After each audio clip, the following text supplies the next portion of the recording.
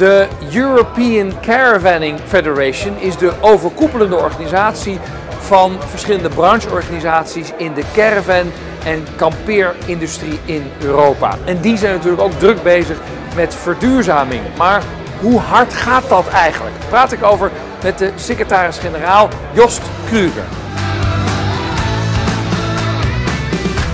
The RV industry has predominantly a business case orientation, not too much incentives to develop sustainable value propositions, and sustainability now only has a small impact on the current strategies.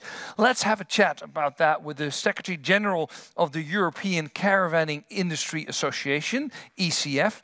He's here. Warm round of applause, please. Jost Krüger. Mr. Krüger. Good to see you. Please grab a mic. Thank you for joining us. Yeah, pleasure. We're talking about sustainability. As an industry, are you looking at sustainability as a proposition, as a serious proposition?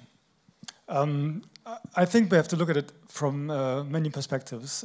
From the, let's say, from the environmental, social governance perspective, it is so that we have listed companies which have to deal with that. And like Antoine found out in his research, it is so that more and more companies are looking at that and have to deal with it. That means listed companies like, for example, Lippert, Dometic, and so on. They need to look at it, so full stop. On the other hand, we have many companies who follow, who just look at the end, at the moment. So there are some faster ones, you know, looking at it, and there are some not so fast ones, some slower ones who really look at the moment. So what has changed in their perspective on sustainability if we look back, let's say, 5 years?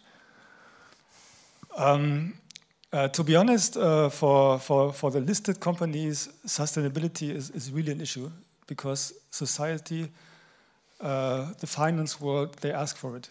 So you have to deal with it. You have to deal with it. From, let's say, from the product perspective, the main or the major issue at the moment is, let's say, the combustion. You know, are our vehicles getting electric, yes or no? And the question is, they will get electric. But the real question is, when do they get the electric propulsion? And this is something... I hope that you have the answer to that. When will they become electric? I think I have to guess. So the thing is that we are terribly reliant on the motor vehicle industry. So we get a base vehicle from Fiat or from Mercedes, and we buy those vehicles. And once we get good opportunities, good electrical based vehicles, then we buy these vehicles. At the moment, there are none. I think you're all experts here in the business, and there are a couple of initiatives to make motor caravans or caravans electric, but at the moment, these are only initiatives. So let's say the biggest part of the vehicle, the propulsion, will take some time, to be honest. Yeah. So it's actually what the automobile industry is leading, and then you will be the one that is following because you need their bases and their cars. Yes, I think so. I think there are certain initiatives. Mr. Bielesch, I think, will talk about one or two.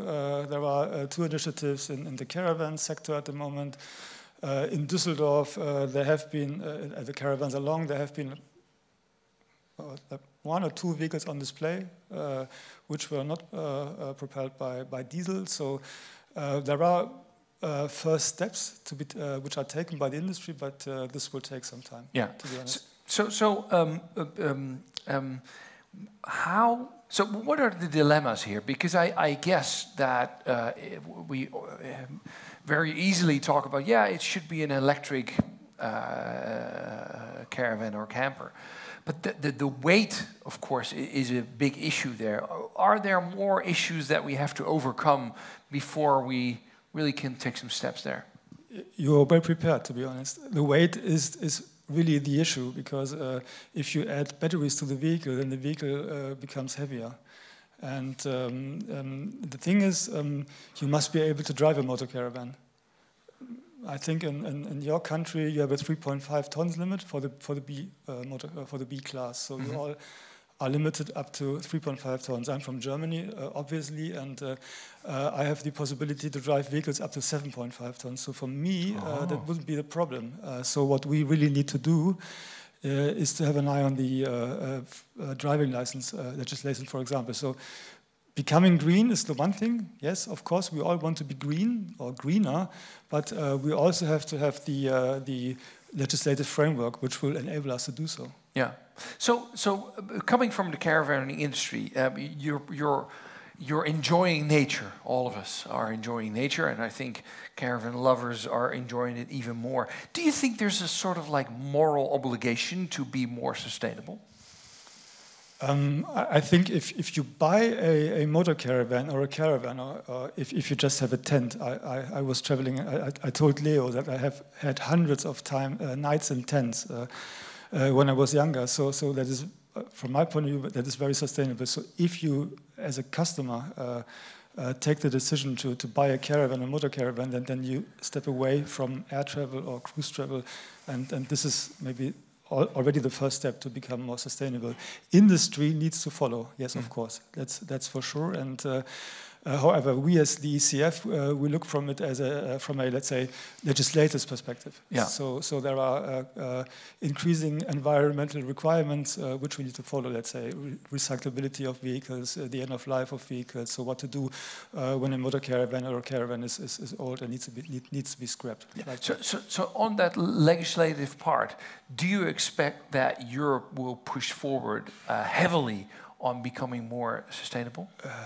Super heavily, to be honest. Super heavily. You're almost crushed by the weight, I have the feeling. No, but the thing is that you know, what are we selling? What is a motor caravan? Is a motor caravan a car, or is it a house on wheels? What do you do with a motor caravan? How often do you drive? How often do you sleep in a motor caravan? So many people, from my point of view, tend to think that a motor caravan is a car. So when we go to Brussels, and I had a meeting with Brussels today, we are, let's say, perceived as cars. So we pollute, you know? This is our problem, we pollute. And we need to make sure or clear, we need to make people understand that we have houses on wheels. So what is important for a customer is let's say, the layout. You know, where's the kitchen, how many beds, how many seats, where's the dinette also. Not so much, let's say, the power of the vehicle or the color. So problem for us, for everybody who's in Brussels, is that we have a car and we pollute.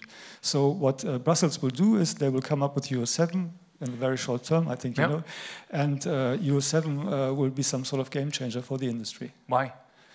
Because the limits are going down, the combustion limits are going down, and you have to meet these limits also with heavy motor caravans.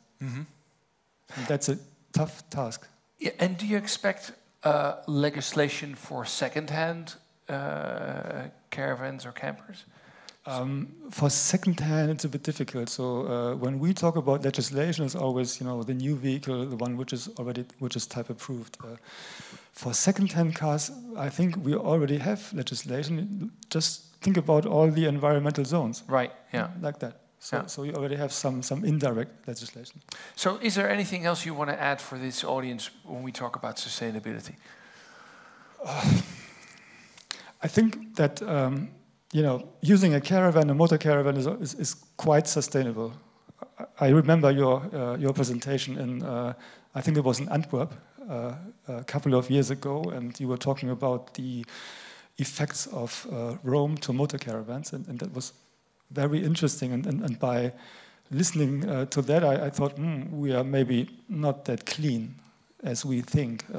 However, the way of the usage of these vehicles, you know, using the vehicles in the landscape, you know, not traveling by air, by cruise ships. We have many research done which proves that RVing is quite sustainable.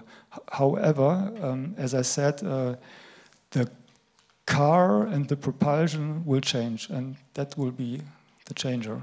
in a couple of years. All right, in a couple of years. Ladies and gentlemen, Jost Krüger, thank you very much. Happy to have you here. Bedankt voor het kijken. Ik hoop dat we je geïnspireerd hebben over het onderwerp duurzamer kamperen. Wil je meer weten? Volg onze social kanalen of kijk even op de website. Bye.